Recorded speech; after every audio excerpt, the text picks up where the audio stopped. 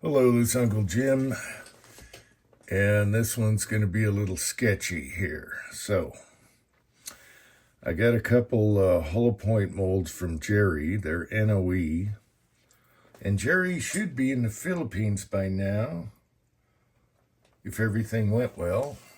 Hopefully everything went well, Jerry.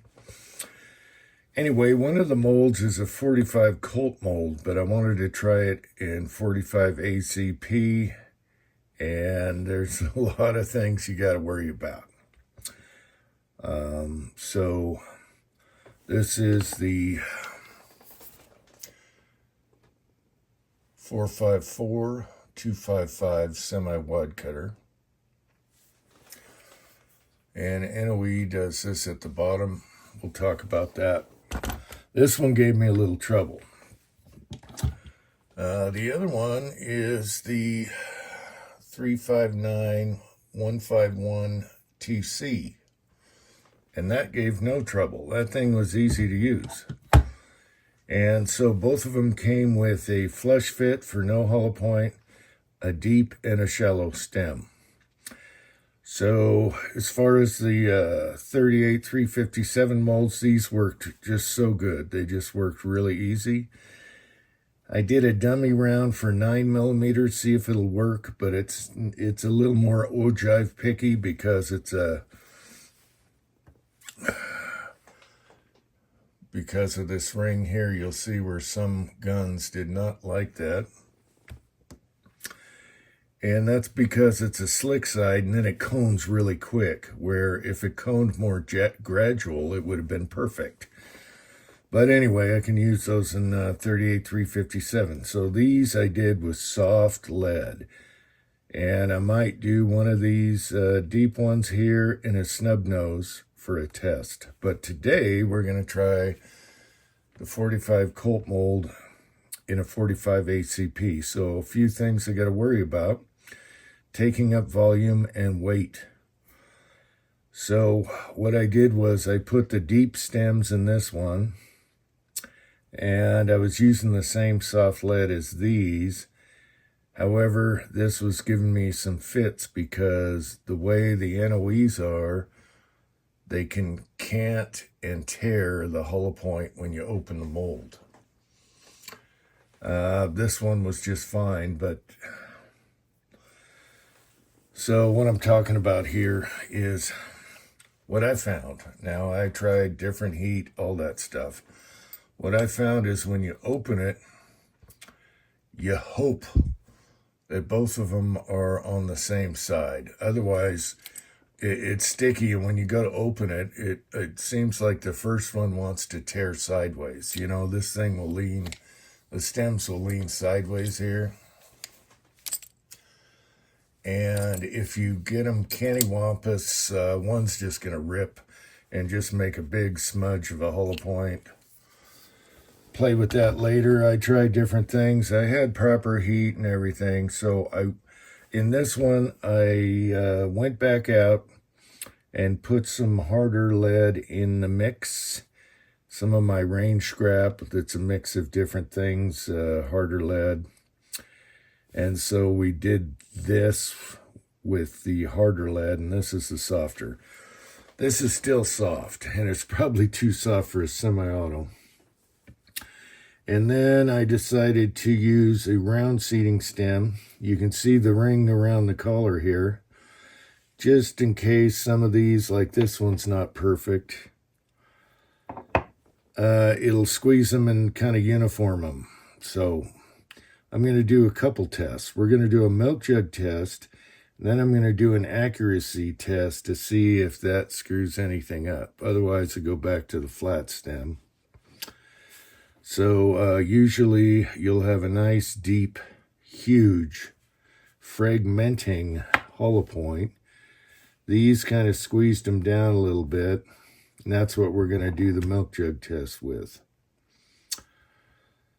Powder coat's going to come right off, I bet. It's just some crappy stuff I had. This actually has Harbor Freight white in it, with some Ford light blue.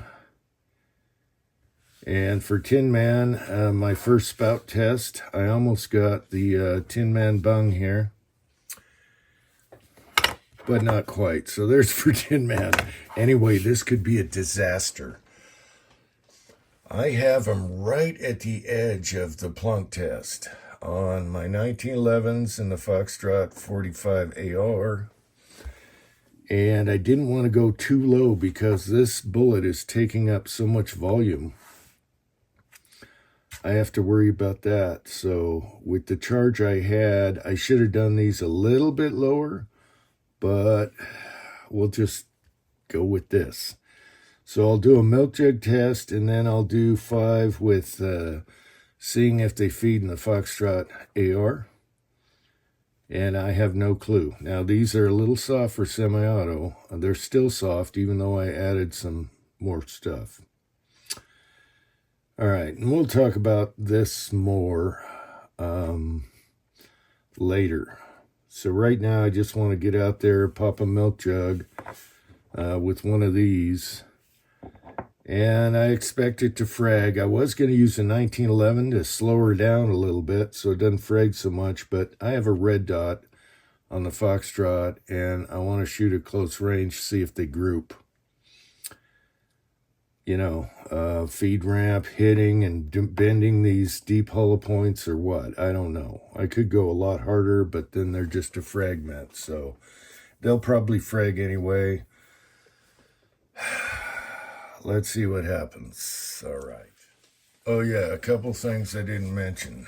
The reason I chose the deep hollow point for the 45 ACP is to lighten a bullet, because these are 255. They come out even heavier, and I want to get it closer to 230 grain like a 45 ACP.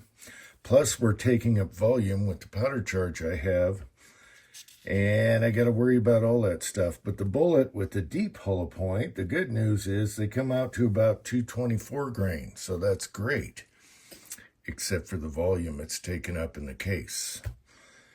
Another thing is these also came with the NOE handles.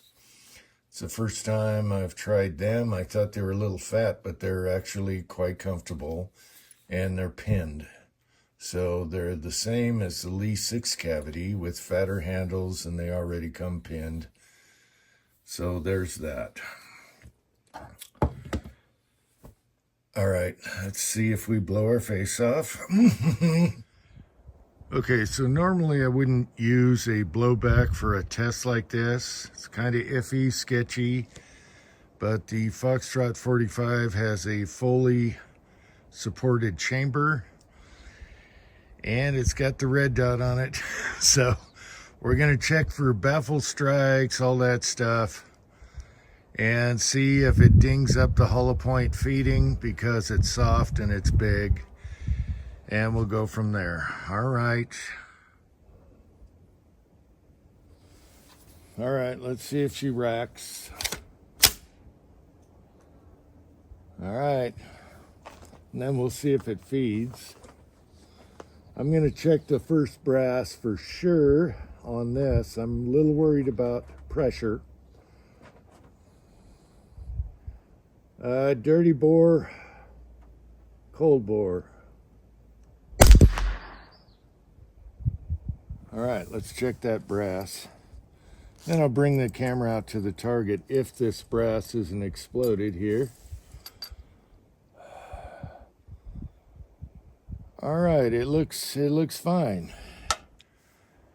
Okay, the hole is round, so that's a good sign. Let me go back there and we'll shoot 4 more.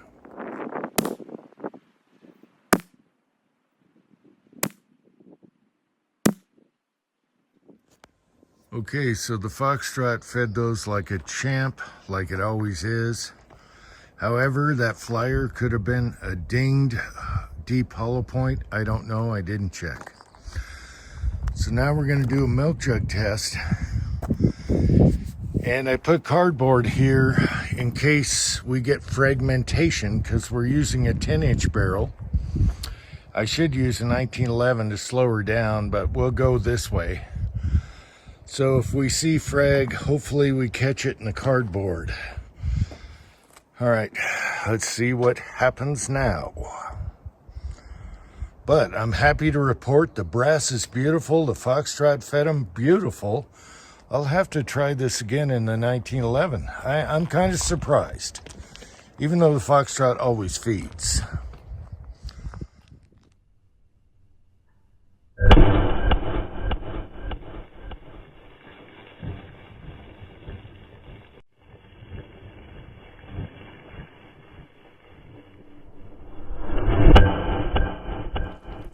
Okay, we got 915 feet per second, which is a lot less than I thought, especially with the pressure and the added volume.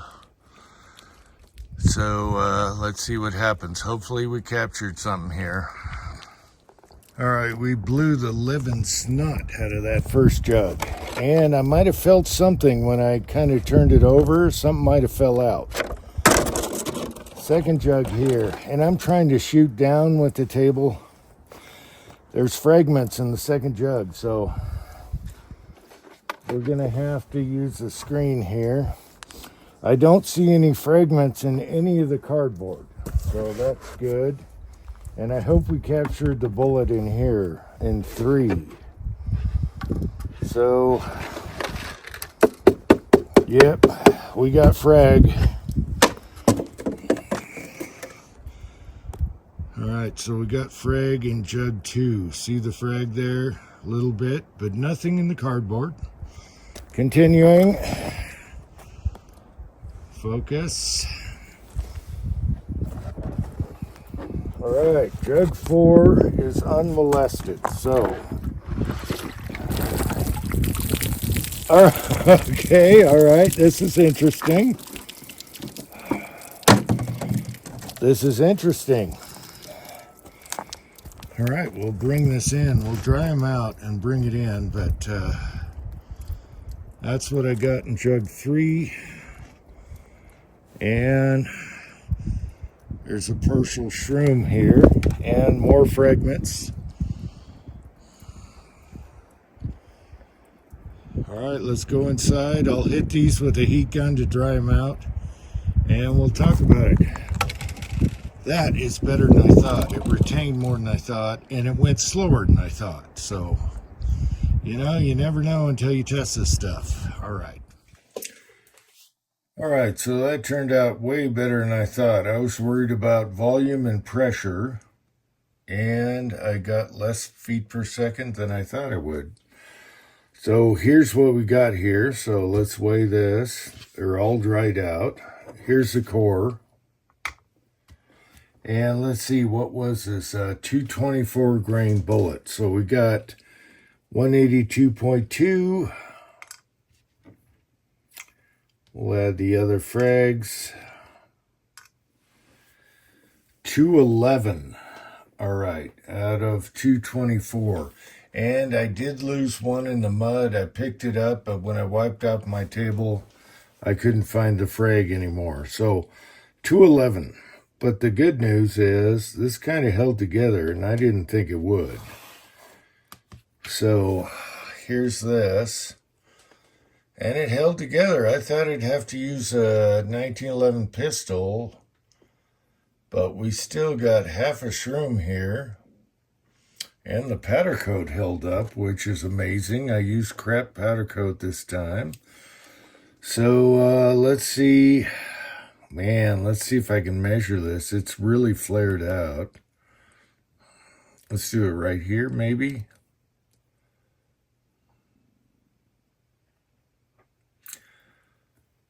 .773, 769,